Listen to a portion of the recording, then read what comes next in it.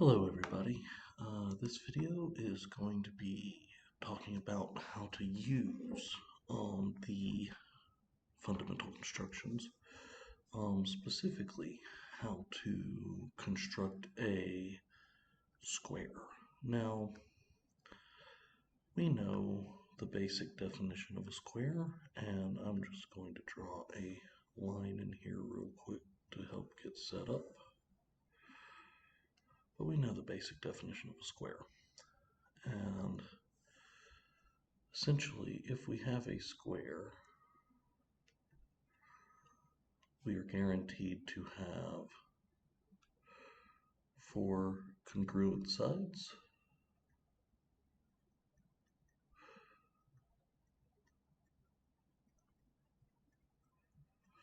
and we're going to have four right angles.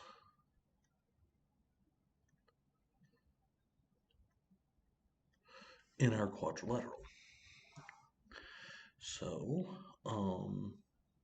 essentially what we're doing is we're creating, we're copying segments and we're creating perpendicular lines, two of our fundamental constructions. So, I'm going to get a side length in here, and I'm going to put this side length on this line that I already have.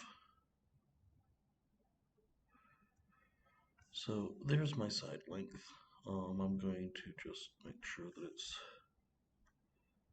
adjusted down, just so that it is directly on that first line I drew. So there's my side length. Now I need a perpendicular line going through this point. I need a perpendicular line going through this point. Or at least that's one way of going about it. So let's do that first perpendicular line. So I need my compass. And I have my compass here. So what I'm going to do is the construction for getting a perpendicular line through a point on the line itself. So the first part of that construction is to construct a segment, or to get a segment kind of visible.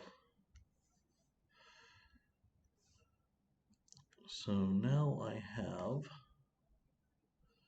my segment, and I'm going to center on our intersection. Do my best to center on our intersection. And then we're going to do essentially the bisection construction. So I have increased my radius to be more than half, and I'm going to do two big arcs. So there's one. I'm then going to come over here, and I'm going to get my second arc in. There's my second arc. Okay. So now I can draw a line. And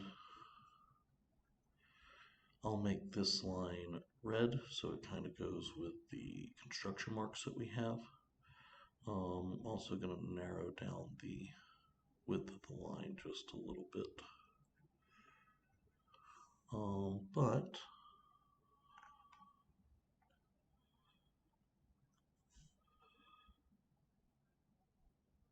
there we go. We have a perpendicular line to our first segment. Okay, so now we need one of two things. We either need another perpendicular line in the same basic spot, just on the opposite leg or opposite side of our original segment. Or we could copy the length of this segment onto this red line and then go from there. I'm actually going to do it by looking at making a segment that is perpendicular, or a line that is perpendicular on the opposite side there. So I'm going to repeat that perpendicular line construction. There's my first arc. Come around. There's my second arc. And now we are going to center onto that segment. Make sure we are more than halfway, which we clearly are. And we're going to go ahead and I'll do red again, try to keep the colors consistent. One big red arc, keeping the same radius, coming over here and getting our second red arc, and then kind of moving our compass out of the way and getting a red line in place. So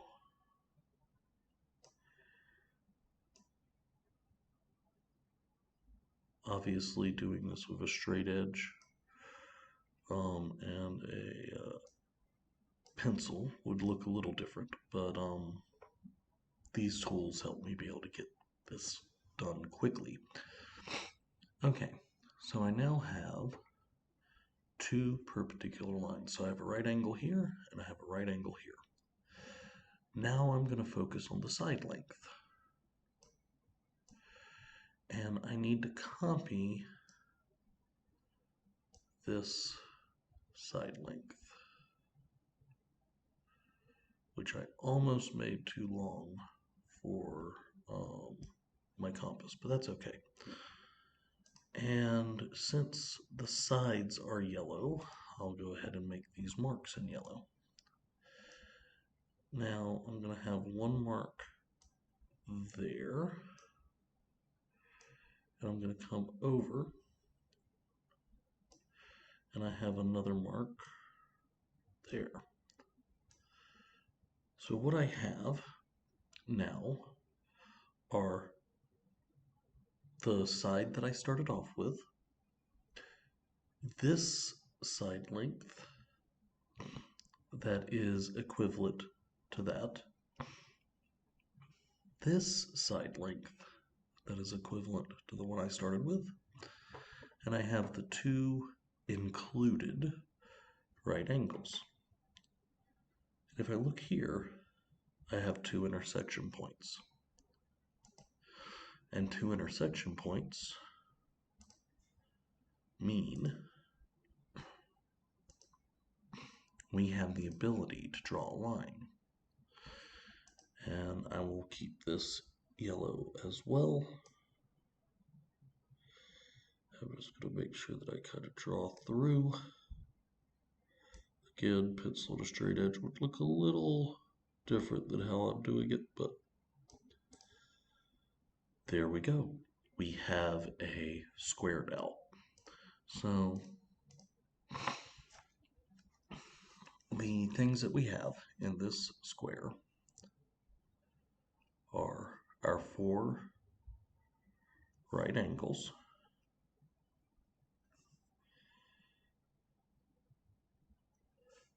we have four sides that are congruent to each other. You could, if you don't trust that these last two angles are right angles, you could do another perpendicular line construction either at this point or at this point, and they would connect. The reason that I did not is, as we will see later in the course, there are some theorems and things that govern when these right angles will occur. And we'll look at those more closely later. Anyway, I hope you found this video helpful, and I will see you in the next one. Have a good day.